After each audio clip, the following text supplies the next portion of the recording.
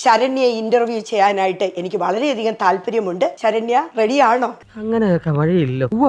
Flash back. ഇപ്രാവശ്യം ഞാൻ ശരണ്യെ ഒന്ന് ആങ്കർ ചെയ്ത് നോക്കട്ടെ. ചേച്ചിക്ക് അങ്ങനെ ഒരു ആഗ്രഹം ഉണ്ടെങ്കിൽ ഞാൻ സാധിച്ചു തരാം. രജനീഷ് എന്ന് പറയുന്ന ഒരു ഇന്റർവ്യൂവർ പിന്നെ ശരണ്യയുടെ ലൈഫിൽ ഇൻഫ്ലുവൻസ് ചെലുത്തിയിട്ടുള്ളത് രണ്ട് കാര്യത്തിന് എന്റെ കണ്ണു നിറഞ്ഞത് ആണോ? ഒന്നാ ചോദ്യം, മാതാവേ ഞാൻ എന്തോ ഒരു പാമ്പിനെയാണോ എന്നെ സജ്ജിച്ചത്. പക്ഷെ ഇതൊരു ഇന്റർവ്യൂ ആണ്, ഞാൻ ആങ്കർ ചെയ്യുകയാണ്. അപ്പൊ അടുത്ത ഒരു ചോദ്യത്തിലേക്ക് ഞാൻ പൊയ്ക്കോട്ടെ. എനിക്ക് തോന്നുന്നു ശരണ്യയുടെ മനസ്സിലും ഒരു സ്നേഹം അല്ലെങ്കിൽ നമ്മളെ സ്നേഹിക്കും. അത് കരയരുത്, ഇടിയരും ഞാൻ ഇവിടെ എന്നെ കരയുന്നുണ്ട് കേട്ടാ. അയ്യോ, ക്യാമറയാണ് എന്റെ ജീവിതം, ജീവൻ. ഞാനിതൊക്കെ ആരോടാ പറയുന്നല്ലേ. ഈ കൊച്ചിനെ ഇന്റർവ്യൂ ഞാനിനി ഒരു ആങ്കർ ആവൂ. ലണ്ടനിൽ പോയിട്ട് ഒരു സ്ഥാപനം ഇടും, ഞാനും കൂടെ വരാം. അപ്പൊ ഞാൻ എടുക്കാം.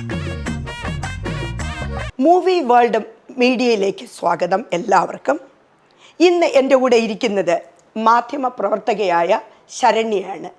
ശരണ്യെ ഇന്റർവ്യൂ ചെയ്യാനായിട്ട് എനിക്ക് വളരെയധികം താല്പര്യമുണ്ട്. ശരണ്യ റെഡിയാണോ? എന്റെ ചോദ്യം. Nice to see you Saranya, nice to see you.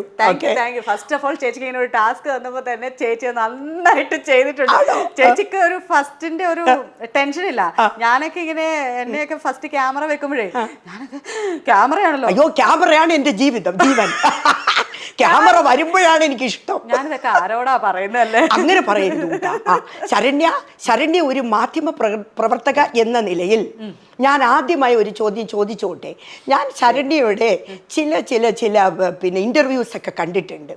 Saranya വളരെ ബോൾഡായിട്ടാണ് ഓരോ ഇന്റർവ്യൂവും ചെയ്യുന്നത്.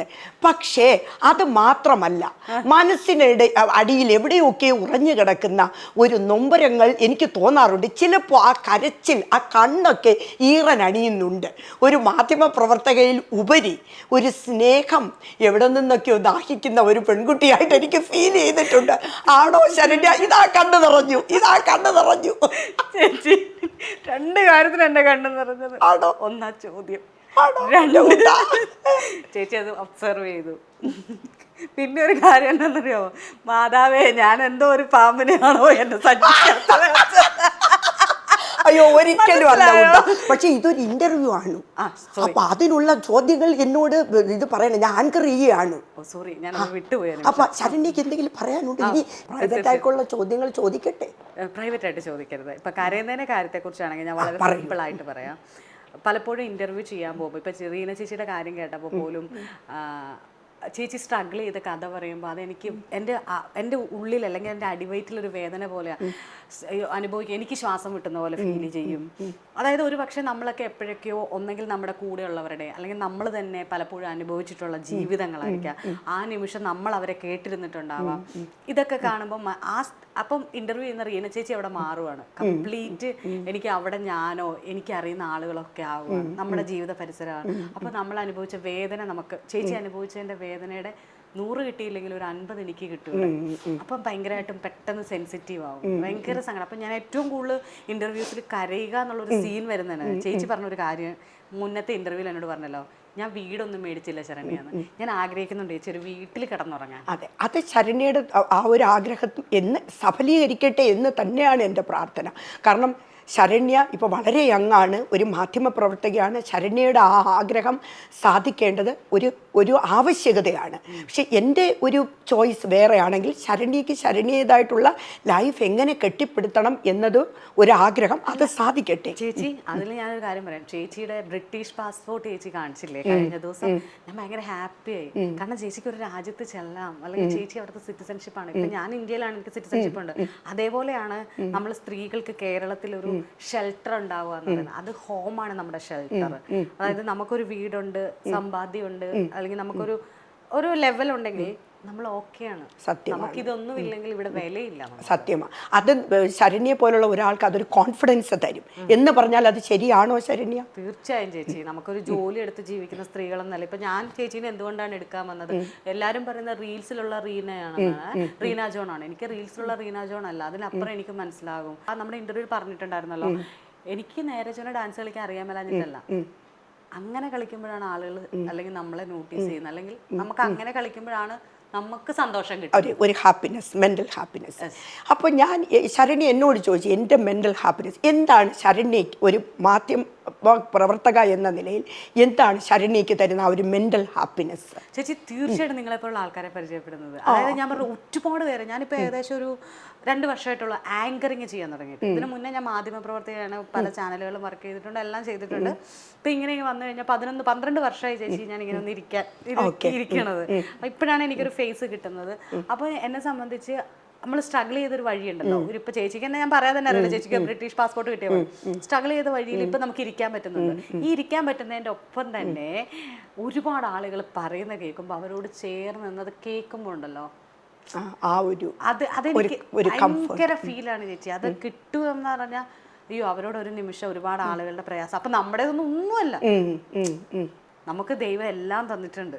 കണ്ണ്, കാല്, മൂക്ക്, നാക്ക് എല്ലാം തന്ന് നമ്മൾക്ക് ആരോഗ്യവും തന്നു, അതും ദൈവം തന്നു. അല്ലെങ്കിൽ അതും നമുക്കുണ്ട്, അത് വെച്ചിട്ട് നമ്മൾ ജീവിക്കുക എന്നുള്ളതാണ് എനിക്ക് മെന്റൽ ഹാപ്പിനെസ് സ്റ്റോർ ചെയ്യുക. ഓക്കെ, അതെന്തായാലും എനിക്ക് തോന്നുന്നത് മാധ്യമപ്രവർത്തക എന്ന ശരണ്യ അതിൽ സക്സസ്ഫുള്ളി ആയിട്ടുണ്ട് എന്ന് തന്നെ ഞാൻ പറയും. ഞാൻ ഒരുപാട് ശരണ്യയുടെ ഇൻ്റർവ്യൂസ് എങ്ങനെയാണ് അതിൽ വന്ന ഒരു ചോദ്യം എന്ന് പറയുന്നത്, ശരണ്യ എങ്ങനെയാണ് ഇൻ്റർവ്യൂസിന് ആൾക്കാർ ചൂസ് ചെയ്യുന്നത്, എന്താണ് അതിന് ശരണ്യ? ചേച്ചി ഞങ്ങളുടെ ട്രേഡ് സീക്രട്ട്, എന്റെ പണിയുടെ സീക്രട്ടാ അത് ഞാൻ പറഞ്ഞു തന്ന്. എന്റെ അത് പറയണ്ട എന്നുണ്ടെങ്കിൽ ശരണ്യ അങ്ങനെയല്ല ചേച്ചി, അല്ലല്ല, ഭയങ്കര സിമ്പിൾ ആണ് ചേച്ചി. നമ്മളാണ് തീരുമാനിക്കുന്നത് ഒരു കണ്ടന്റ് ഏത് രീതിയിൽ എടുക്കണം. എനിക്ക് റീന ചേച്ചീനെ കിട്ടിയാൽ റീന ചേച്ചിയുടെ കോമാളിത്തരം കൊണ്ട് എന്ത് ചെയ്യാൻ പറ്റും, എനിക്ക് ചാനൽ വിളിക്കാൻ പറ്റും. അതെ, മനസ്സിലായോ? ഇല്ല റീന ചേച്ചിയെ കൊണ്ട് 2 ചീത്ത വിളിപ്പിച്ചിട്ട് ഓടിപ്പിക്കാൻ പറ്റും. റീന ചേച്ചീനെ കൊണ്ട് വേറെ ഇപ്പൊ എന്താ ഒരു കുക്ക് ചെയ്തിട്ട് എനിക്ക് ഓടിപ്പിക്കാം. പക്ഷെ ഞാനതല്ല. എന്നെ സംബന്ധിച്ച് റീന എന്ന് പറഞ്ഞ സ്ത്രീ, അവരൊരു സ്ത്രീയാണ്, പവർഫുൾ ലേഡിയാണ്. അതാണ് എനിക്ക് വേണ്ടത്. അതാണ്. അപ്പൊ അങ്ങനെയാണ് കണ്ടന്റ്, ഇങ്ങനെയാണ് നമ്മൾ ചൂസ് ചെയ്യുന്നത്. നമുക്ക് എങ്ങനെ വേണേലും ഡൈവേർട്ട് ചെയ്യാം. ഒരു ന്യൂസ് നമുക്ക് പല വിധത്തിൽ എഴുതാന്ന് പറയുന്ന പോലെ പല വിധത്തിൽ ചെയ്യാൻ പറ്റും. അതുപോലെ തന്നെയാണ് ഓരോ ആളുകളെയും കണ്ടുപിടിക്കുന്ന നമ്മൾ ഇൻസ്റ്റായ് വൈറലാകുന്നവര്. അതൊക്കെ ഒരു ഹാപ്പിനെസ് അയച്ചു. അവർക്കും ഭയങ്കര ഇഷ്ടമാണ് നമ്മൾ ഇന്റർവ്യൂ ഒക്കെ. അതെ. ഓക്കെ, അപ്പൊ താങ്ക് യു ശരണ്യ. അപ്പൊ അടുത്ത ഒരു ചോദ്യത്തിലേക്ക് ഞാൻ പൊയ്ക്കോട്ടെ. ഞാൻ അതിൽ ഒരു വാട്സപ്പ് അതിലൊക്കെ കണ്ടത് ശരണ്യ ഡാഡിയുടെ കുട്ടിയായിട്ടാണ്. ശരണ്യക്ക് ഡാഡിയോട് അമിതമായ ഒരു സ്നേഹമുണ്ട്, റെസ്പെക്റ്റ് ഉണ്ട്. അതിനെപ്പറ്റി ഒന്ന് വിശദീകരിക്കാമോ? പിന്നെ എന്താ ചേച്ചി അത് ചോദിക്കുന്നത് ഭയങ്കര ഹാപ്പിനെസ്. എന്റെ ഡാഡി ഈസ് മൈ ഹീറോ എന്നാണ് എന്റെ വാട്സപ്പിന്റെ ഇട്ടേക്കുന്നത്. എന്റെ ലൈഫില് അച്ഛനാണ് എനിക്കെല്ലാം. എന്ന് വെച്ചാൽ അമ്മ അല്ല എന്നല്ല, അമ്മ ഇപ്പോഴും എനിക്ക് 35 വയസ്സുണ്ടെന്ന് പറഞ്ഞാൽ അമ്മ വീട്ടിൽ ചെന്ന് ഞാൻ തെറ്റ് കാണിച്ച് അടിക്കും. മനസ്സിലായോ? അപ്പൻ അങ്ങനെയല്ല, ചെറുതിലേ മുതലേ എല്ലാവരും പെൺമക്കളെ ഇങ്ങനെ വളർത്തരുതെന്ന് പറഞ്ഞ് തുടങ്ങിയെടുത്തുനിന്ന് അവൾക്ക് ഇഷ്ടമുള്ള പോലെ. ഞാൻ ആദ്യമായിട്ട് കേൾക്കുന്ന പുരുഷന്റെ ശബ്ദം അതാണ്. അവള് പെണ്ണല്ല, അവൾക്ക് ഇഷ്ടമുള്ള പോലെ ജീവിക്കട്ടെ. എന്നോട് ആണ് കടയിൽ വീട്ടിൽ എടാ നീ കടയിൽ പോയിട്ട്, എന്നോട് പറയും കടയിൽ പോയിട്ട് പോവാ, പഞ്ചാര മേടിച്ചിട്ട് വാ, അരി മേടിച്ചിട്ട് വാ, റേഷൻ കടയിൽ പോയിട്ട് വാ. ഞാൻ ചോദിക്കും ഇവിടെ ആങ്കൊച്ചില്ല അവന്, നീ ചെയ്യ്. അതായത് ചെറുതിലേ മുതൽ എന്നെ ഇങ്ങനെ ഈ ഒരു വഴി ഇൻഡിപെൻഡന്റ് ആക്കി. അത് ഭയങ്കരമായിരുന്നു. പക്ഷെ അന്നൊക്കെ നമുക്കിത് അറിയില്ലായിരുന്നു. പക്ഷെ എനിക്ക് അപ്പനോടുള്ള അമിതമായിട്ടുള്ള സ്നേഹം കൊണ്ടാവാം അപ്പൻ ചെയ്യുന്ന പോലെയൊക്കെ ചെയ്യാൻ വേണ്ടി ഞാൻ 4ാം ക്ലാസ്സിൽ വരെ എൻ്റെ മുടി അച്ഛൻ വെട്ടിയ പോലെ ബോയ് കട്ട് അടിച്ചിട്ടാണ് ഇവിടെ കൊള്ളായിരുന്നു, മൊത്തം ഫുൾ അടിച്ച്. അത്ര ഇഷ്ടമായിരുന്നു, അച്ഛനോട് ഭയങ്കര ഇഷ്ടമായിരുന്നു. ആ ഇഷ്ടത്തിന്റെ പുറത്താണ് ഇതുവരെ, അതായത് ഞാൻ എന്താണോ എൻ്റെ ക്യാരക്ടർ, ഒരാളോട് ക്ഷമിക്കാൻ, ഒരാളെ നോക്കി പുഞ്ചിരിക്കാൻ, ഒരാളെ ജഡ്ജ് ചെയ്യാതിരിക്കാൻ, സ്നേഹിക്കാനൊക്കെ പഠിച്ചത് അച്ഛൻ വളർത്തിയതുകൊണ്ടാണ്. അമ്മ വളർത്താനല്ല, അമ്മ പക്ഷെ കുറച്ചുകൂടെ ഓർത്തഡോക്സ് ആണ്. നമ്മുടെ ഇവിടുത്തെ സ്ത്രീകളെ പോലെ മറ്റേ സ്ലീവ്ലെസ് ഇടാൻ സമ്മതിക്കാത്ത, സ്ലീവ്ലെസ് ഒന്നും അമ്മ ഇടാൻ സമ്മതിക്കില്ല. ഇന്റർവ്യൂല് പോലും ഞാൻ ഇട്ട് കഴിഞ്ഞാൽ അമ്മ വഴക്ക്. പക്ഷെ അതിൽ ഒരു സ്ലീവ്ലെസ് ഉടുപ്പിടുന്നതിലല്ലോ കാര്യം. അല്ല, അത് പറഞ്ഞ അവർക്ക് അത് അവരെന്താന്നറിയാം. ഇപ്പൊ മോൻ ചേച്ചിയോട് പറഞ്ഞില്ലേ, റിലേറ്റീവ്സ് പറയുന്ന ഇത് കമന്റ് അടിയിലുള്ളവരൊക്കെ അമ്മ ചെന്ന് വായിക്കും, അല്ലെങ്കിൽ ആരെങ്കിലും ഒക്കെ പറയും ഇതെന്താ ഇവളിങ്ങനെ നടക്കണം. അത് അവരെ സംബന്ധിച്ച് അവരൊരു സാധാ സ്ത്രീയാണ്, മനസ്സിലായോ? പക്ഷേ ഞാൻ അതിനോടൊന്ന് പറയട്ടെ ശരണ്യ, അതായത് ഇപ്പം നമ്മൾ താമസിക്കുന്നത് ഒരു 21ാം നൂറ്റാണ്ട് ഒരുപാട് മാറിപ്പോയി. ഇപ്പോൾ ഒരുപാട് മോഡേൺ ആയിട്ടുള്ള ചിന്താഗതിയും ഒരുപാട് ആൾക്കാർ വളരെ വിശാലമായിട്ട് ചിന്തിക്കുന്ന ഒരു ന്യൂ ജനറേഷനാണ് നമുക്കിപ്പോൾ ഉള്ളത്. അപ്പോൾ അവരുടെ ഓരോ പ്രവർത്തനങ്ങൾ കൊണ്ടും അവരുടെ ചിന്താഗതികൾ കൊണ്ടും ത്രൂ മീഡിയയിലുമൊക്കെ ഇത് കാണുമ്പോൾ എന്തുകൊണ്ട് ഓൾഡ് ജനറേഷനെ ഈ ജനറേഷൻ്റെ ഒരു ചിന്താഗതിയെയും അവരുടെ ആ പുതിയ രീതിയും അക്സെപ്റ്റ് ചെയ്തുകൂടെ? ചേച്ചി, ഒരു പരിധി വരെ ഓൾഡ് ജനറേഷനെ നമുക്ക് പരുത്താൻ പറ്റത്തുള്ളൂ. ഒരു പരിധി കഴിഞ്ഞ് മാറ്റാൻ പറ്റത്തില്ല. കാരണം ഇപ്പം ഞാൻ ഫോർ എക്സാമ്പിൾ എൻ്റെ അമ്മയെ തന്നെ പറയാം, എനിക്ക് വേറൊരാളെ പറയാൻ പറ്റാത്തതുകൊണ്ടാണ്. അവർ ജീവിച്ചൊരു സാഹചര്യമുണ്ട്. അതിൽ നിന്ന് എനിക്ക് അവരെ പറിച്ചു നട്ടാൽ അവർ മുളയ്ക്കുമോ എന്ന് എനിക്ക് അറിയില്ല. മനസ്സിലാവുന്നുണ്ടോ? അവരവിടെ ഇല്ല ഇവിടെ ഇല്ലാതെ. പക്ഷെ നമ്മൾ അങ്ങനെയല്ല. ഞാനും ചേച്ചിയൊക്കെ അഡാപ്റ്റ് ചെയ്ത് വരുക. അതായത് വിശാല ലോകത്തിലേക്ക് പോവുക. അവര് ഇടുങ്ങിയ, പക്ഷെ ഇപ്പൊ എന്റെ അമ്മയ്ക്ക് ഒരുപാട് മാറ്റമുണ്ട് എല്ലാ കാര്യത്തിലും. ഞാൻ ചെയ്യുന്നതിലും ഒക്കെ അമ്മയ്ക്ക് നല്ല പ്രൗഡാണ്. Now she is proud. പക്ഷെ അവരെ മാറ്റാൻ പറ്റില്ല. അത് ഞാൻ പറഞ്ഞത്, ഞാൻ എന്റെ വീട്ടിൽ നിന്ന് തുടങ്ങിയാലേ എനിക്ക് തൊട്ടപ്പുറത്തെ ഒരാളോട് പറയാൻ പറ്റത്തുള്ളൂ. അങ്ങനെയാണ് നമ്മൾ ഒരുപാട് ഇവരെ നമ്മൾ ആദ്യം, പിന്നെ അവർക്കൊരു വ്യക്തി സ്വാതന്ത്ര്യം ഉണ്ട് ചേച്ചി. അവർക്ക് അത് ബിലീവ് ചെയ്താൽ മതി എന്ന് വിശ്വസിക്കുന്നവരുണ്ട്. നമുക്ക് ഒരിക്കലും നമ്മൾ എന്നിട്ട് ഞാൻ പറയുന്നതാണ് ശരി, നിങ്ങൾ ഇന്ന് ആളെ പോലെ ഇങ്ങനെ അനുസരിക്കും പറയരുത്.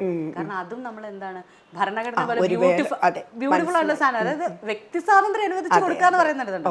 അതാണ് അതുകൊണ്ട് മാത്രം. ഓക്കെ ശരണ്യ, അടുത്ത ചോദ്യത്തിലോട്ട് പോകും.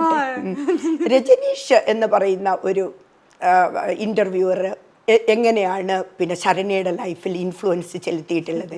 ചിലപ്പോൾ അതെനിക്ക് തോന്നുന്നു ഒരുപാട് പോസിറ്റീവ്ലി ഇൻഫ്ലുവൻസ് ചെയ്തോ മോട്ടിവേറ്റ് ചെയ്തിട്ടുണ്ടോ ശരണ്യെ? എങ്ങനെയാണ് പുള്ളി ശരണ്യ എന്ന മാധ്യമപ്രവർത്തകയെ മായിട്ടുള്ള ഒരു അടിയുറച്ച ഒരു ബന്ധം?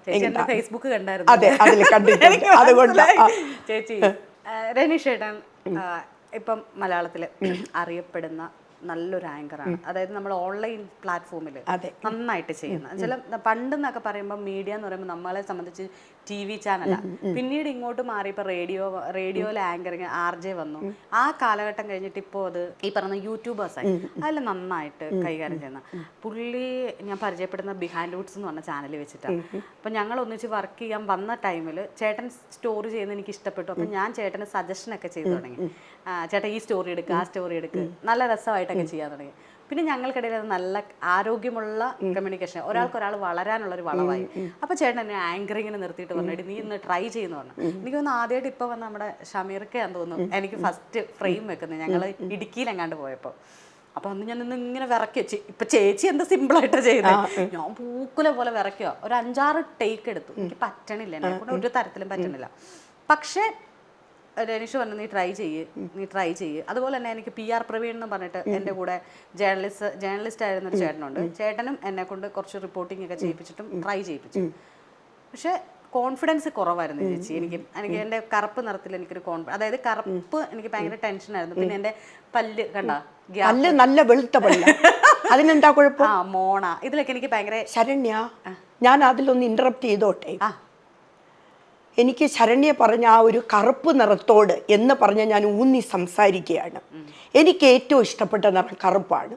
എനിക്ക് ഇന്ന് ഞാൻ ഇതുവരെ കണ്ടിട്ടില്ല ശരണ്യെ. പക്ഷെ ശരണ്യ ഇന്ന് എന്നെ ആദ്യം കാണാമെന്നപ്പോൾ ഞാൻ ആദ്യം പറഞ്ഞത് ശരണ്യ എന്ത് സുന്ദരിയാണ് ശരണ്യയുടെ കോംപ്ലക്സിൽ എന്നാണ്. എനിക്ക് തോന്നുന്നത് ആൾക്കാരുടെ ആ മനോഭാവമാണ് മാറ്റേണ്ടത്. ഇപ്പോൾ യൂറോപ്പിലൊക്കെ ഞാൻ നിൽക്കുമ്പോൾ ഏറ്റവും കൂടുതൽ വെള്ളക്കാരി ഇഷ്ടപ്പെടുന്ന വ്യക്തികൾ കറുത്ത വർഗ്ഗക്കാരോടാണ്. അതെന്തുകൊണ്ടാണ്? അത് അങ്ങനെ ഒരു കറുപ്പ് വെളുപ്പ് എന്ന ഒരു ഈ കളർ വ്യത്യാസം എന്തുകൊണ്ട് നമ്മുടെ നാട്ടിലും ആൾക്കാർ ഇപ്പോഴും വിശ്വസിക്കുന്നു? അതെന്നെ ഒരുപാട് ശരിക്കും എന്നെ അലട്ടുന്നുണ്ട്.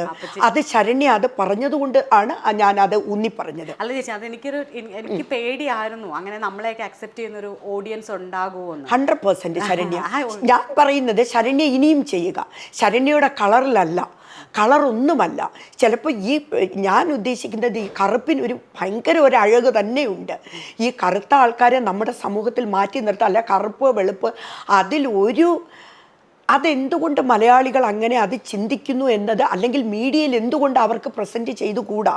ആ ഒരു ഇത് നമ്മൾ ഉണ്ടാക്കിയെടുത്തേ പറ്റുള്ളൂ. ശരണ്യ ഇനിയും മീഡിയയിൽ അടിയുറച്ച് നിന്ന് അതിൽ മുന്നോട്ട് പോവുക. കളറ് വിഷയമാക്കേണ്ട കാര്യമേ അല്ല. ശരി ചേച്ചി, ഭയങ്കര നല്ല രസം. അന്നേരം രനീഷ് ചേട്ടനാണ് ഒത്തിരി ഹെൽപ്പ് ചെയ്തത്. പിന്നെ ഇന്റർവ്യൂസ് ഒക്കെ ചെയ്യുമ്പോൾ ഞാൻ ആ പുള്ളിയോട് ചോദിക്കും, ചേട്ടാ എങ്ങനെയാണ് ഇതെങ്ങനെയാണ്, എനിക്ക് സംശയമുള്ള കാര്യങ്ങൾ ചെന്ന് റെഫർ ചെയ്യും. അതുപോലെ തന്നെ ഞാൻ എടുത്തിട്ട് വന്നത് എനിക്ക് സംശയമുള്ള കാര്യങ്ങൾ ഞാൻ ചേട്ടാ അത് ഇന്റർവ്യൂ എൻ്റെ കണ്ടിട്ടേ വിടാവുള്ളേ, അതെനിക്ക് കോൺഫിഡൻ്റ് ആണ്, അവർ നോക്കും. അങ്ങനെ വർക്കിൽ അതിലൊരു കാര്യം പ്രധാനമായിട്ട് എടുത്ത് പറയേണ്ട ഒരു കാര്യം, ഞങ്ങൾക്കിടയിൽ ഈഗോസ് ഇല്ല. അതിലെനിക്കൊരു ദിവസം തോന്നിയത്, ഞാൻ എൻ്റെ പേഴ്സണൽ ലൈഫിൽ കുറച്ച് പ്രശ്നങ്ങൾ ഉണ്ടായിട്ട് ഭയങ്കരമായിട്ട് കരഞ്ഞൊരു ദിവസം. ഞങ്ങളുടെ ഞങ്ങളുടെ ഓഫീസിൻ്റെ വേസ്റ്റ് വെക്കുന്ന അവിടെ കിടന്ന് കരഞ്ഞു ഞാൻ. അപ്പോൾ രജനീഷ് ചോദിച്ചു എന്ത് പറ്റി, നീ ഇവിടെ കിടന്ന് കരയിടുന്ന് പറഞ്ഞ് എന്നെ താഴെ കൂട്ടിക്കൊണ്ട് പോയിട്ട് ഐസ്ക്രീം മേടിച്ചു തന്നു. അതായത് പെട്ടെന്ന് ദേഷ്യം അലിയാൻ എന്തോന്നല്ല. ഞാൻ പറഞ്ഞു എനിക്ക് മരിക്കാൻ പോകണം, എനിക്ക് ജീവിക്കേണ്ട രനീഷ് ചേട്ടാ, എനിക്ക് അമ്മയെ കാണണം എന്ന് പറഞ്ഞു. അപ്പൊ രനീഷ് പറഞ്ഞു എത്ര കിലോമീറ്റർ ഉണ്ട് ഇവിടെ നിന്ന്? ഞാൻ പറഞ്ഞു 52.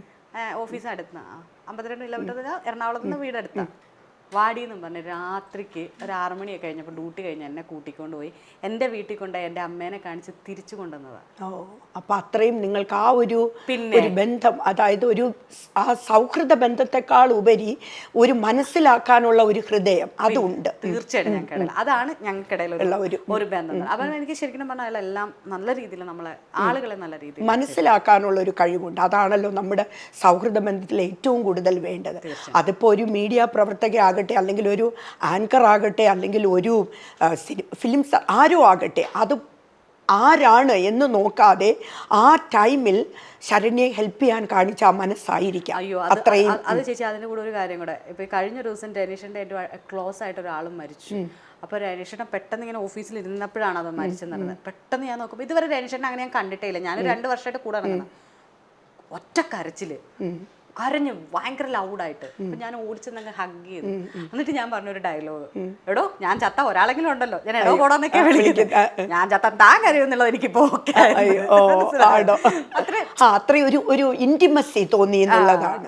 അതെ, നമ്മുടെ ഇത് സത്യം പറഞ്ഞാല് എന്നോട് ഇതൊക്കെ ചോദിക്കുമ്പോൾ എനിക്ക് ഭയങ്കര സന്തോഷമുണ്ട്. നമ്മുടെ ലൈഫിലെ കുഞ്ഞു കുഞ്ഞു അതായത് മൊമെന്റ്സ്, അത് നമുക്ക് ഒരുപാട് ഹാപ്പിനെസ് തരും. ഇപ്പം നമുക്ക് തോന്നും ആരൊക്കെയോ നമ്മുടെ കൂടെ ഉണ്ട് എന്നൊരു തോന്നൽ അല്ലേ, അത് നമ്മുടെ ലൈഫിനെ മുന്നോട്ട് കൊണ്ടുപോകാൻ ഒരുപാട് സഹായിക്കും. എനിക്ക് തോന്നുന്നു ശരണ്യയ്ക്കും അത് ഒരുപാട്, എനിക്ക് തോന്നുന്നു ശരണ്യയുടെ മനസ്സിലും ഒരു സ്നേഹം, അല്ലെങ്കിൽ നമ്മളെ സ്നേഹിക്കും. അത് കരയരുത്, ഇടിയരും ഞാൻ ഇവിടെ കരയുന്നുണ്ട് കേട്ടാ.